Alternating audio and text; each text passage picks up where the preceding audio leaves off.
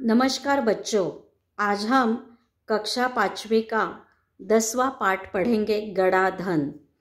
पाठ पढ़ने से पहले मैं आपको मराठी में इसकी कहानी सुनाती हूँ।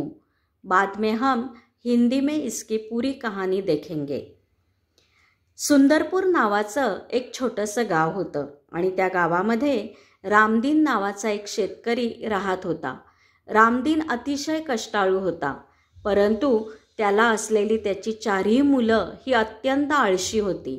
या मुलांचं भविष्यात कसं होणार याची काळजी त्याला सतत लागून राहायची आणि यामुळे त्याला रात्रभर झोप येत नव्हती। एक दिवशी त्याच्या पत्नीने त्याला एक युक्ती सांगितली आणि रामदीन अतिशय आनंदित झाला।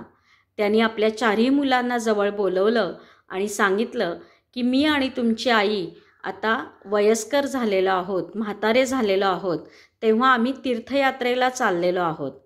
तुमच्यासाठी घरामध्ये काही संपत्ती आणि धान्य भरून ठेवलेलं आहे आणि ही संपल्यानंतर तुम्हाला जेव्हा केव्हा गरज लागेल त्यावेळेस मी आपल्या शेतामध्ये काही धन पुरून ठेवलेलं आहे, तुम्ही वेळ पडल्यास त्याचा उपयोग करा।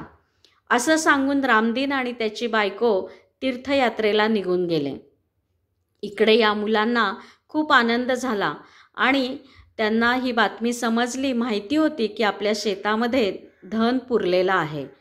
आपल्या जवळचं धनधान्य संपत्ती संपल्यानंतर त्यांना थोडासा विचारात पडले की आता आपलं कसं होणार, पण तेवढ्यात त्यांना आठवलं की आपल्या वडिलांनी शेतातील पुरलेल्या धनाबद्दल सांगितलेली माहिती आपण खरंच आहे की नाही ते पाहूयात आणि तेथील धन आपण काढून घेऊयात।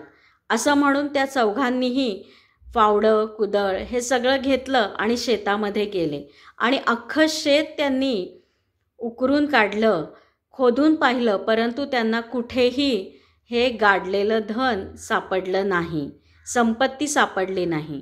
4ही मुलं अत्यंत निराश झाली आणि ती घराकडे परतत होती। तेवढ्यात रामदीनचा मित्र त्यांना रस्त्यामध्ये भेटला आणि त्यांनी विचारलं एवढं नाराज होण्याचं कारण काय। त्यावेळेस त्या मुलांनी सांगितलं आणि आमच्या वडिलांनी आम्हाला कसं खोटं सांगितलं असं म्हणून त्यांना थोडासा वडिलांबद्दल आलेला राग त्यांनी वडिलांच्या मित्रांजवळ व्यक्त केला। परंतु रामदीनचा जो मित्र होता त्यांनी त्या मुलांना सांगितलं की अरे ठीक आहे, तुमच्या वडिलांनी जरी तुम्हाला खोटं सांगितलं तरी तुम्ही अनेशा सगळं शेत जे आहे ते तुमचं खोदून काढलेलंच आहे, तर आता या खोदलेल्या शेतामध्ये तुम्ही काही बियाणं पेरा की जेणेकरून त्याच्यातनं धान्य तर उगवेल, म्हणजे तुमचे कष्ट वाया जाणार नाहीत। 4ही मुलांना ही युक्ती पटते आणि ते लगेचच आपल्या शेतामध्ये बियाणांची पेरणी करतात आणि बघता बघता त्याला अंकुर फुटतात आणि ते फुटलेले अंकुर बघून, वाढत असलेलं हिरवगार पीक बघून ही 4ही मुलं खुश होतात। बघता बघता त्या धान्याला कणसं येतात, कणसामध्ये दाणे भरतात आणि हे तयार झालेलं धान्य ही 4ही मुलं बाजारामध्ये नेऊन विकतात आणि त्यांना खूप सारे पैसे मिळतात। मिळालेले पैसे घेऊन ते वडिलांच्या मित्राकडे येतात आणि त्यांना नमस्कार करून धन्यवाद देतात की तुम्ही सांगितल्यामुळेच आम्ही या खोदलेल्या शेतामध्ये बियाणं पेरली। आनंदित होऊन ते घरी परतत असतात। तेवढ्यात रामदीन आणि त्याची बायकोसुद्धा परत येतात आणि 4ही मुलं आपल्या वडिलांचे पाय धरतात आणि त्यांची क्षमा मागतात आणि सांगतात की तुम्ही शेतामध्ये पुरलेलं नेमकं धान्य कोणतं होतं त्याचा अर्थ आम्हाला आज कळाला। तेव्हा रामदीन म्हणतो, मुलांनो, कष्टाशिवाय फळ नाही, हे लक्षात ठेवा।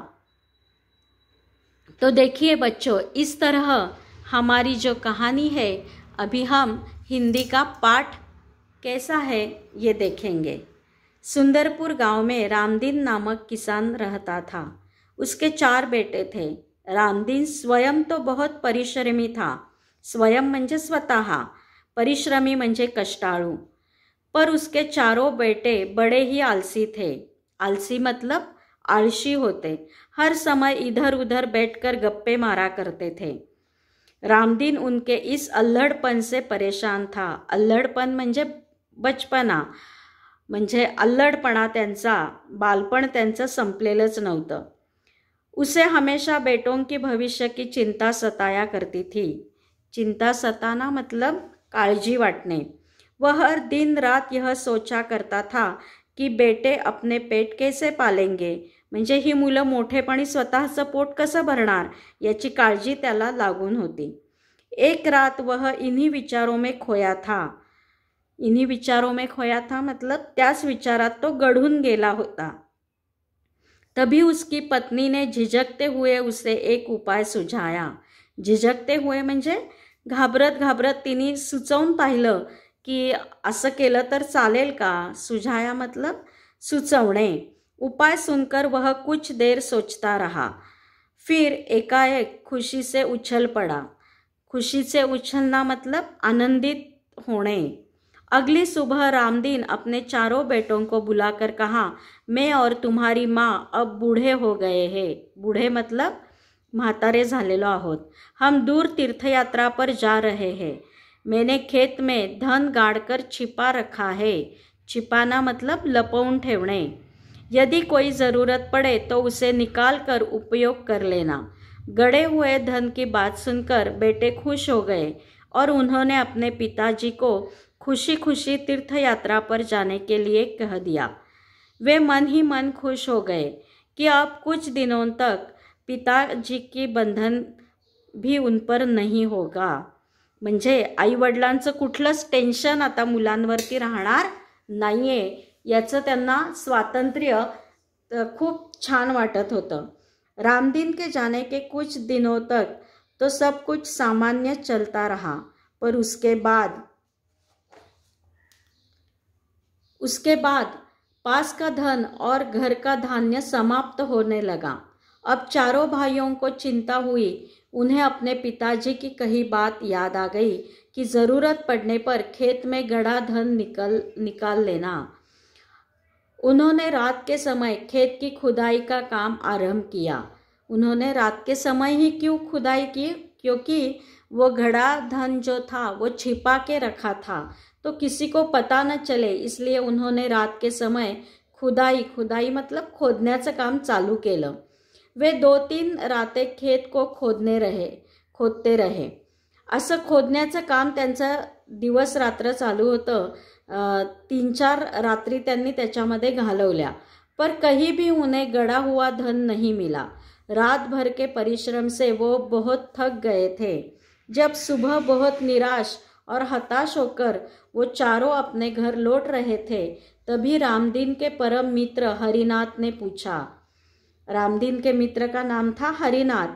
उसने क्या पूछा, तुम सब थके हुए क्यों हो.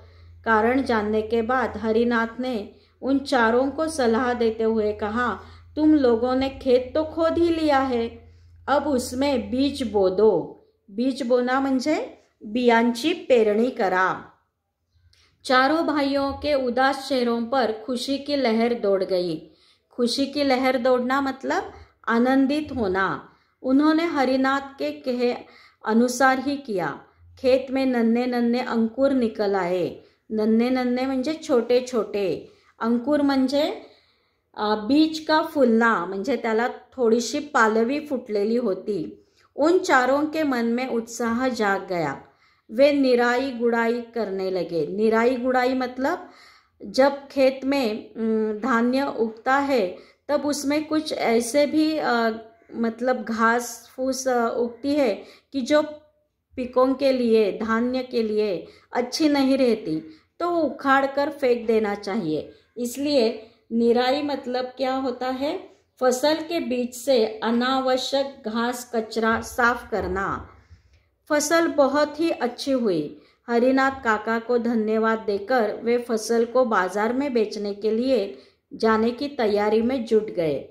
उसी समय तीर्थ यात्रा से रामदीन और उसकी पत्नी लौट आए. माता पिता के आते ही बेटों ने उनके चरण स्पर्श किए. चरण स्पर्श म्हणजे नमस्कार करणे.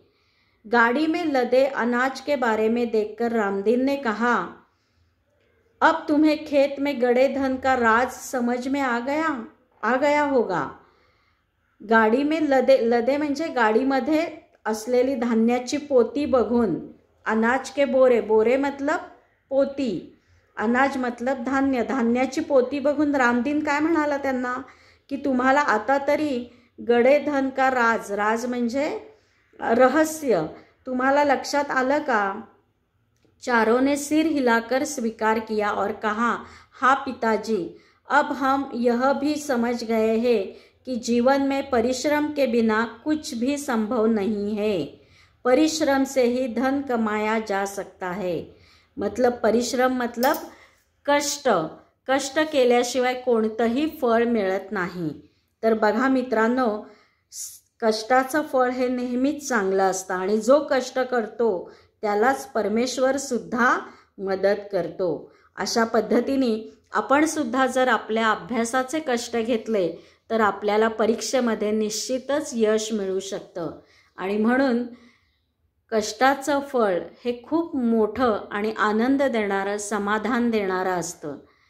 इस तरह इस पाठ का अभ्यास हमने अभी किया है। अभी आप घर में भी इसी तरह पाठ पढ़ें और उसके नीचे दिए गए हुए स्वाध्याय को अपने किताब में लिखिए।